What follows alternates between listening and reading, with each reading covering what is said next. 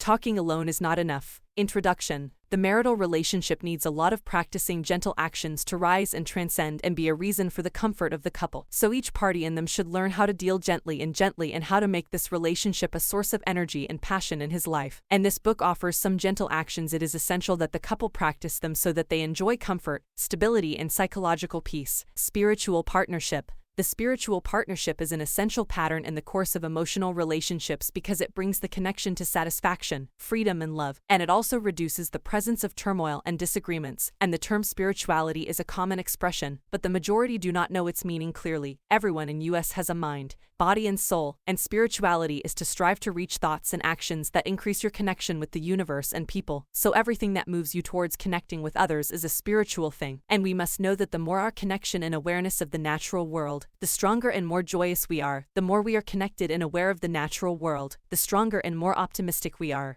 And in spiritual partnership, pleasant actions replace communication as a way to solve problems. Communication can also be a joy. Couples who have high communication skills have opportunities to establish better relationships. But why is it not enough to talk alone? We are saying that talking is not enough for two things. The first is the unwillingness of your partner to talk, or perhaps his inability to. If both of you rely on the skill of communication without touching on any other means, you will feel helpless and frustrated in the absence of alternatives to resolve the dispute.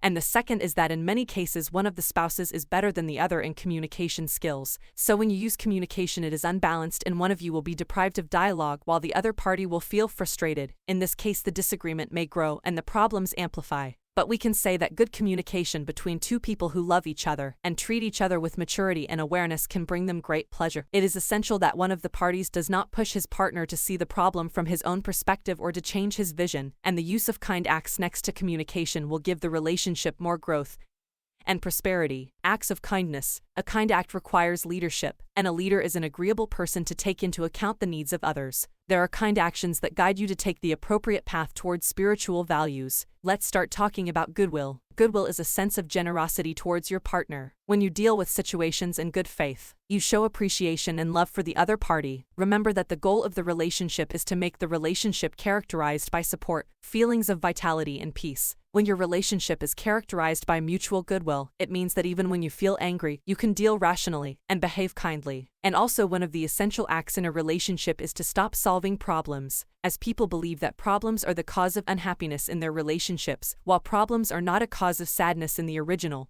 but a symptom of an unhappy marriage. Everyone focuses on solving problems and overcoming differences, but the original is to make the focus on the spirit of harmony in the relationship until the conflicts end. In addition to the principle of stopping focusing on problems, there is another pleasant act that you offer for the benefit of the relationship is not to focus on the rights holder. You can ask your partner, for example, regardless of who is right and who is wrong, "What can I do to alleviate this situation?" You may indeed be correct, but as a spiritual partner, you should know that your right attitude does not necessarily lead you to progress. It may be useless. So try to stop solving problems and keep your focus on creating harmony in your home, by which time you may notice immediate changes in your relationship. Important behavior. Among the methods that some overlook is the method of, it is one of the most influential acts of kindness, because by our nature we work according to what we feel. While we can work contrary to the feeling that is inside us and train ourselves to do so gradually, and behave as if it is our nature. And of course it is not easy to get used to this method, but it requires great effort. But with its practice it is more accessible, and then you will feel that you can control things, and this method helps you expand your awareness and separate your personality from your true self, and may make you more comfortable and happier because acting according to what you always feel does not represent a conscious method, as behave in a manner gives you an experience of new feelings, new results, and maybe your own. You may actually change and become able to perform softly in a problem instead of working with your angry,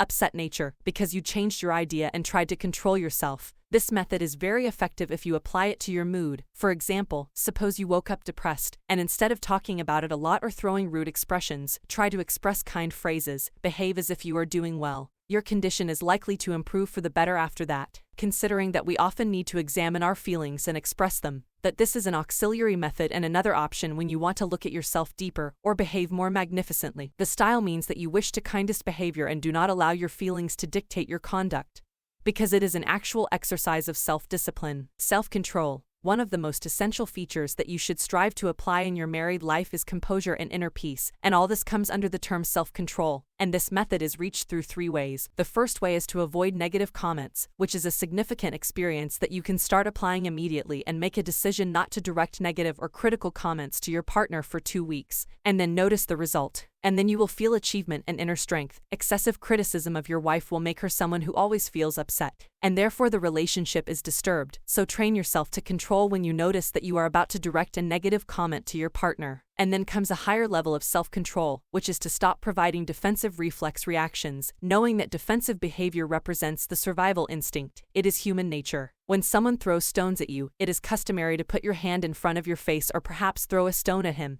and this is the same as you do with words of verbal attack or self-defense. Still, you should strive to improve your marital relationship, because when you become defensive even if the other party is the one who raised it in you, you thereby increase the level of hostility. And we come to the stage of avoiding a quarrel. A quarrel between a couple is a natural thing and does not indicate the failure of the relationship. Some disputes even contribute to spiritual growth. A good fight is what helps to clarify true feelings and allow them to take off. It is a way to discharge the energy accumulated inside the body and take out the charge of anger. But a destructive quarrel is the one that has useless negative energy and may give the character of depression to the relationship. One spouse may actually address hurtful words to the other, and this does not solve any problem. Neither party seeks to improve behavior or make a decision. The solution here lies in avoiding these quarrels altogether. And even when it happens, wait until the situation between you calms down or stay away for a while so you can have a conversation. Behave yourself. It is strange to tell one of the spouses that it is not necessary to get the consent of his life partner in everything, because sometimes acting on your own is the best for you and your partner. If you have an unmet need in your relationship, then you can work alone. And there are a lot of problems that can be solved in this way, such as, if your husband and he stays busy after he gets home, call one of your friends and talk to her about your day. When you find a way to deal with your problem, this is much better than staying helpless, and you must know that you know people better yourself. You are the only one who knows what you want and feels what you are deprived of, and no one else can jump inside you and fulfill these dreams for you as you want the transition from wishing that your partner will satisfy your needs to becoming you able to take care of your own affairs is the essence of spiritual partnership.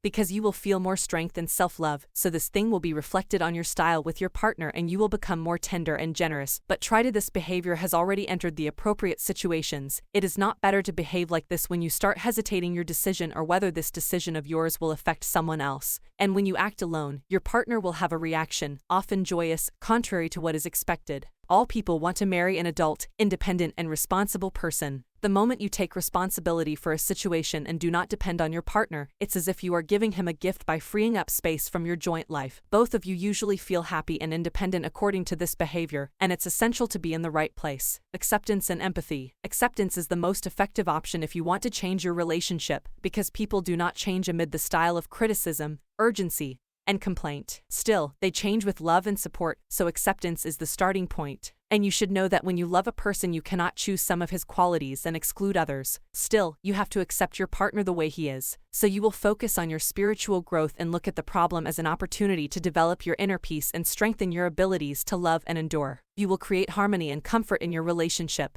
Most importantly, you may create an atmosphere where a fundamental transformation is likely to happen. Simply accepting means that you stop fighting what bothers you. Perhaps your partner will develop after that and there will be an effect by taking him. As for empathy, it is to put yourself in the place of the other person and deal with him on this basis. That is, you deeply understand the feeling of suffering that a person is going through and take the initiative to help. It is easy to sympathize with a person when you are not the reason for his distress and sorrows, and you will accurately imagine how you would feel if you were in this difficult situation. Empathy in general is against the method of blame. And compassion is not related to truth, that is, it does not look at the side of the right person and the side of the wrong person, but it relates to the direction in which you decide to put your energy. Compassion leads you to forgiveness, because when you forgive someone sincerely you will become more accessible and happier. Unlike if you are always affected by the feelings of pain inside you, you can begin to develop your empathy skills when you notice the innate awareness generated through your compassion for others. When you hear a painful story and your heart begins to empathize with its members, take this feeling seriously because it is a healthy feeling for your soul. Start practicing this feeling, express it, and help when you can. Always look at your partner's background and ask yourself how you can contribute to what it is today. Sharing and love. Often, the couple avoids talking about painful facts for years, which causes significant accumulations until they reach the distance despite their longing for the beautiful feeling that prevailed between them in the past. So they need to open up instead of hiding and may need outside help from anyone nearby to make them talk about what is going on between them. There is a saying circulating among women: if there is energy around a topic, talk about it. It is essential to discuss what is going on inside you from thoughts, because unloading your energy on a specific topic is one of the basics of life. It is essential to share the explorations with your partner, because true intimacy is to share your most profound truths with someone and he accepts them with love and amplitude. So do not make yourself lost in the hustle and bustle of life without paying attention to sharing thoughts and feelings with your partner in an intimate way. As for love, it is a beautiful way to coexist in the world, a feeling in which there is vast energy that makes us feel joy, euphoria, and happiness. And the expressions of each of us about love are different and varied, so we probably ask ourselves, what does love require? Love is not only kindness, but it is also an actual expression of our true selves and our pure inner essence. The kind actions described in this book provide some options that strengthen the connection and love. Remember that happiness is the result of your spiritual life. The more you are in touch with your true self and the more your capacity for love increases and your consciousness expands, you will become able to feel happiness and gratitude, and your relationship will bring you pleasure and satisfaction because you will radiate a great energy of love and optimism. And finally, kind actions help you build a strong foundation for love, and one of the keys to happiness in this life is that your soul is connected to another person and deep feelings prevail between you. So always be sure to use the most flexible methods with your partner so that you bring the relationship to calm and peace.